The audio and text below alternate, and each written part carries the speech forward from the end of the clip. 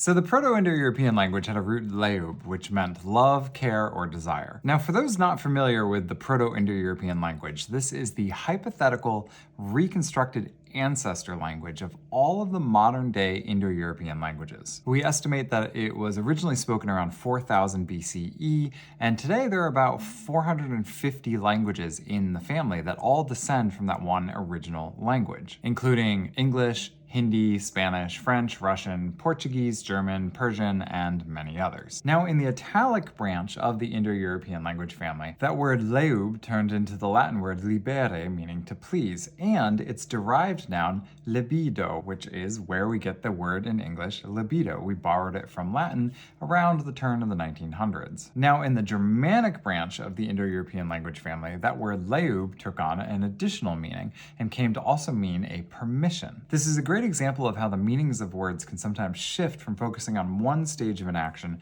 to another stage, or one concept to a closely related concept. In this case, if you desire something, then you're often looking for permission to do or acquire it. So the meaning of that word leub expanded from just desire to permission. That word then evolved into the Old English word lay off, and then the modern English word leave, as in to take one's leave. This word leave is completely unrelated to the word leave, meaning to go away. They just happen to be homonyms. Now, that Old English word lay off was also given a prefix b, and it became beleven, meaning to give leave or permission to, or it might have retained some of that older meaning and meant to hold something dear. And that gave us the modern English word believe. Now, going back to Proto-Germanic for a second, that Proto-Germanic word labo was also borrowed into Dutch as the word verlof. It meant permission, or literally a for leave. In the 1600s, that word was borrowed into English, and that final F was lost, giving us the modern word furlough. And finally, that word leub in Proto-Indo-European didn't just change its meaning to permission in Proto-Germanic.